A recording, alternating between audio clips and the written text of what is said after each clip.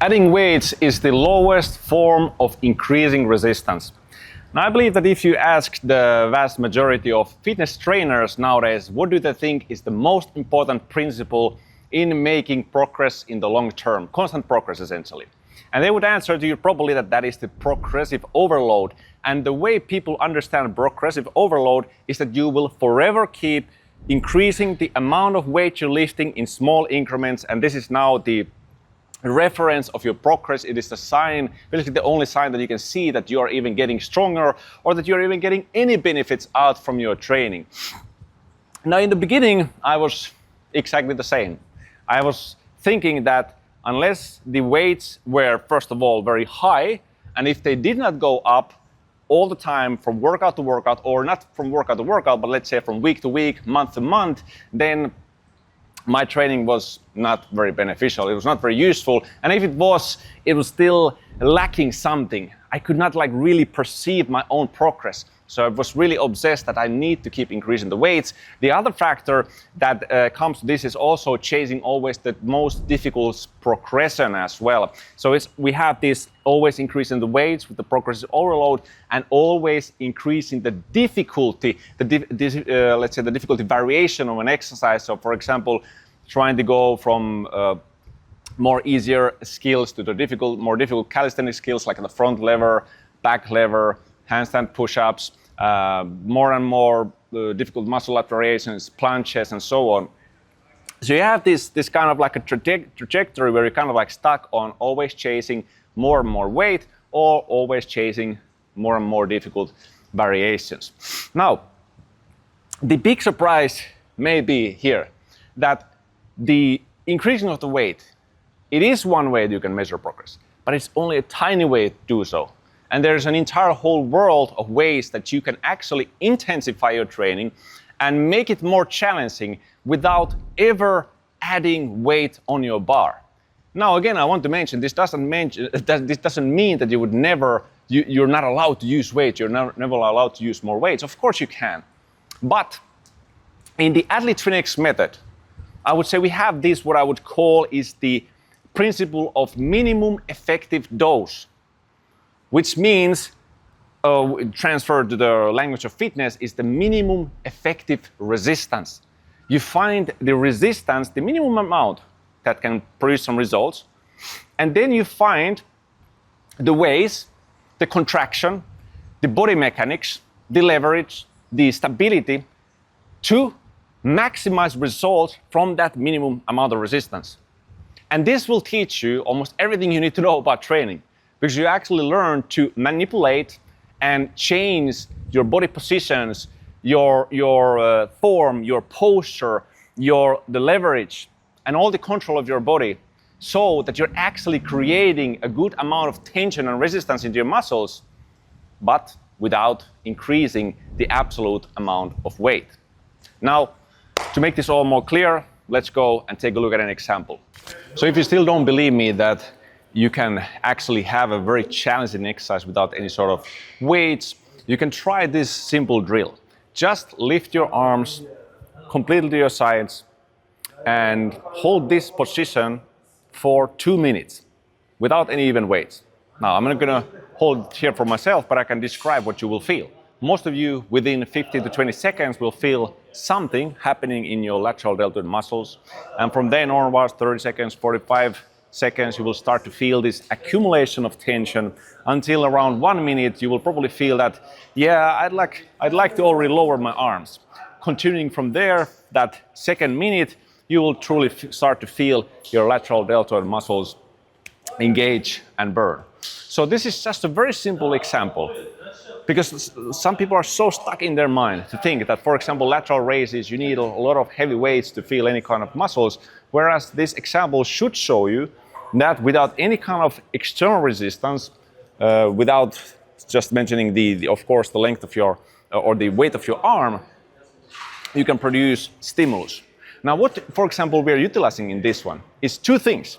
One is we have the time, so the 2 minutes of duration. And the second, we have the lever also here. So if I decrease the lever here, it is much less resistance. If I lengthen it, it is much more resistance. So this is actually part of also control and body mechanics. Now, when it comes to athlete training XX, this is really in the heart of all the exercise and how we produce results. It's control, and then we have time. And then these together create the time under tension. But we need these two elements to intensify any exercise out there, any movement out there, and really create strong adaptation in our muscles. So let's start with the control. What is this based on? This is based on mind-muscle connection. So it is our ability to voluntarily squeeze muscles in our bodies to intensify the contractions in them and to isolate them. And then we have the body mechanics, which means changing the different forms, the different postures, different widths of our arms to cause different type of stimulus in our body and vary these exercises to vary also stimulus. Now, I want to demonstrate this with a pull-up. So, normally when people are doing pull-ups, there's a certain kind of body mechanics that people apply. Usually in the beginning is a bit of arching, and in the end there's a bit of this motion. So rounding the back, for example. So arch and round.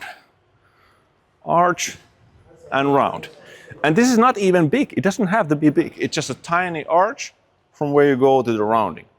So now you've done a lot of repetitions maybe like that way, and you start to feel, okay, I can do at least 10 repetitions or even over 10 repetitions. And you're like, how do I make this more challenging? Should you be increasing weights? Whereas in the first thing that you can try to do is just simply change the stability and change the tempo of your exercise. So stability is part of a control where you are able to separate between the structurally supported parts of your body, so parts that they stay still, and the parts that are supposed to move, and those are usually the parts that you want to target. For example, in the back or pull-up or in rows, you want to target and train your latissimus, and you're also, of course, moving your arm as well. So this is the part which you want to be moving. You don't necessarily, when you're doing rows, you don't want to be arching or heaving with your hips because you're taking away from your back muscles. You can apply the same to the pull-ups and chin-ups. So how do I stabilize my body? I jump here. Now, when I start to come up, I don't let my back to round like this way. I contract my core, and as I start to pull, you can see that it stays stiff, straight. And I go up, up, up, it's still straight. Even all the way going over that bar, it's straight. Lowering. So first of all, I stabilize my core, and second, I performed it slowly. Boom, boom. And back. Boom, and still straight. That simple trick of just keeping your body still and rigid should significantly intensify this exercise. You will probably feel your back muscles harder, your forearms harder, and you will feel also your abdominals contract very hard because they are forced to act to keep that rigid and still core. So this is just a very simple example to show you that without me, again, I'm not adding resistance. I'm not adding tens of kilos of weight to hang from my body. All I do is change the posture of my body and the mechanics through which I'm performing this pulling. So these similar things, the similar principles, we can apply in any exercise that is out there. Whether it's a row, whether it's the push-ups, push-up exercises, different pressing exercises, even if it's isolation exercises, even in squatting exercises, we can stabilize the body. Now the second thing that I mentioned was the mind-muscle connection. So this is also something through which we can not only, of course, intensify the contraction, but we actually feel the contraction happen in the body.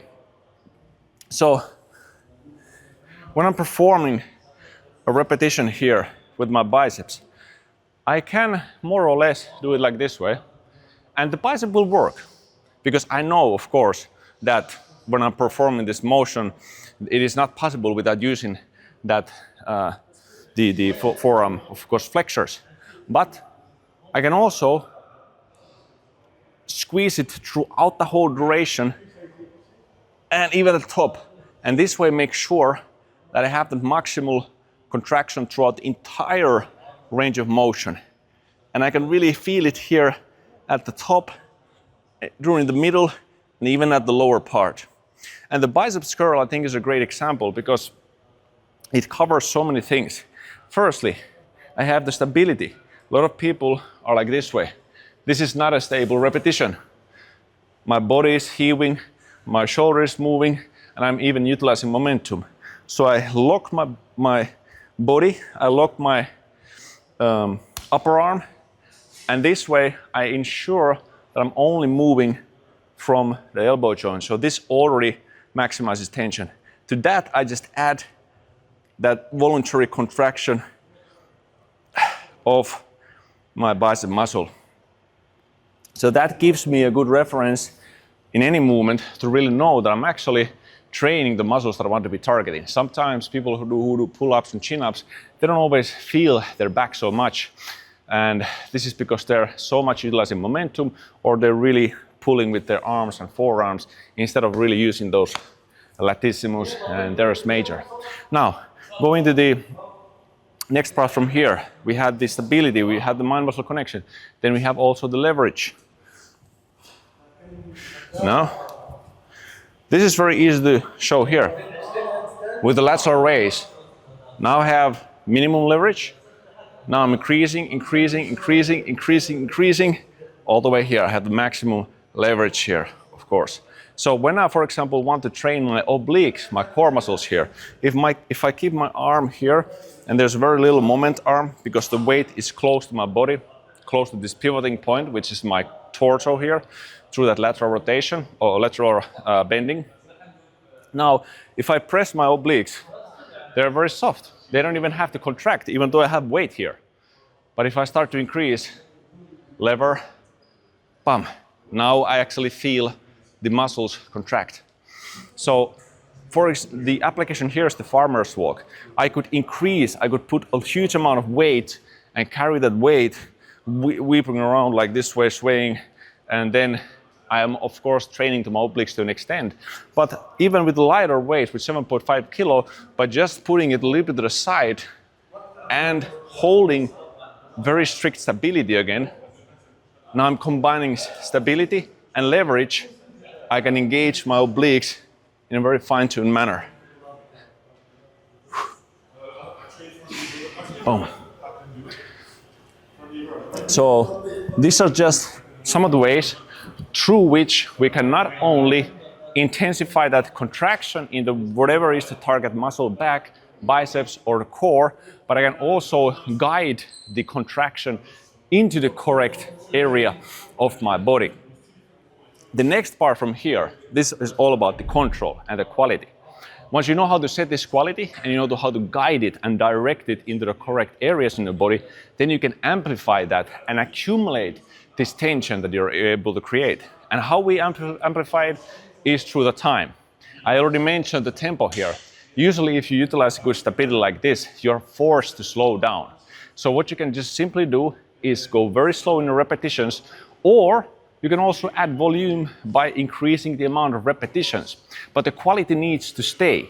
Whichever speed you choose, or the tempo, just maintain the same amount of control and stability and mind-muscle connection throughout each and every repetition.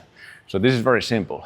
So now when you combine these two, you have the control, you have the tempo and the slowness. Now you arrive into that time under tension. Without these two building blocks, you will have a very hard time creating results. But once you have them, you're not bound by the amount of weight. You're not forced to always, every single workout, try to obsessively increase the amount of weight and tie your ego into it. Because you can find these ways through switching your body positioning, your posture, to switching up the mechanics of how you're doing these exercises, and switching up that concentration through mind-muscle connection that you're utilizing, These are the things through which you can intensify the exercises and for a very, very, very long time, in addition to also just increasing the volume that you're doing. You might ask, why not just keep increasing weights? What's the benefit of this approach into increasing weights? It's a simple way to increase resistance. Why not do that? And like I said, you can do that. But there are also limits to the benefits you can get from it. And as I mentioned, this minimum effective dose, the same way if you're taking a medicine or supplement, you want to take the amount that creates the results, but you don't take so much that you're creating a huge amount of side effects in your body as well. And sometimes there is the risk of getting a lot of side effects when you're lifting a lot of weights. For example, you disregard the control. Oftentimes the adding and increasing of weight happens through ignoring actually part of the control, ignoring the stability of your body, ignoring the posture of your body. And what happens then is that these things get actually worse and worse. You're easily causing a lot of unnecessary wear and tear into your body. You're stressing out your joints. You're not even training your body in a balanced manner because you're just obsessed over utilizing the weights, which usually means that you're going to use only one particular form of an exercise, the one form that allows you to be lifting the most amount of weight. So you'll be training your body in two simplistic ways. You're usually overloading certain type of movement patterns, and you're also disregarding the health of your body because that's not even something you're focused on. So increasing weights, that is the quantitative method. Quantitative meaning you are calculating numbers and basing your progress on that. And what we're doing here with the Athlete to Next method is the qualitative method. It is not based on counting the numbers, counting the weight. It is based on quality and control, which I've been talking about this entire video, changing these different parameters. And it is about learning to utilize the body. It is about training the body. So this other form of training is about lifting weight. The other form of training is training the body, training the muscles. And this is the bigger difference that I've also talked about more. We have the skill training, and then we have the actual training that focuses on the body. But so what you need to understand is that you can increase weights, you can lift more weights. But if that is your only way to measure progress, you are really severely risking injuries on the long term, imbalances as well, and you usually just are not getting even the best results out from your body because you're not usually getting the best possible stimulus into your muscles. The first and foremost goal in this other type of training is that you're getting the weight from point A to the point B, from weight from the ground to a certain level above the ground. Whereas in this other form of exercise, every single millimeter, every single centimeter and inch of that exercise is important in regards to how well you're able to stimulate the muscles that you want to be targeting. This is the precision training methodology. Bottom line is, if you have muscles in your body you want to target, you need to be able to find a way to really ensure that you are targeting those muscles and not having these compensatory mechanics where all the other parts in your body are producing the force and the movement instead of the target muscles. So if you'd like to take your training more seriously, and perhaps you are a trainer who just like to educate yourself in these techniques of fitness in a more in-depth manner, I teach all of these principles and a lot more inside my Athlete to Next method. So if this is something that interests you, you may want to join this method with countless of others who have been able to make incredible results in their bodies. Because this is really the program and the method where we leave all the guesswork from training behind into the past, and you will actually be able to, with the help of these principles, you will be able to feel the result-inducing stimulus happen in your muscles in real time. This is the power of actually creating a better, stronger relationship and awareness of your body, because that is really what this is based on, all these principles that we cover. But if that is something that interests you, I welcome you to join the Athlete to Next method. I'd really love to see you inside there. And that's it, guys. Keep training and stay strong.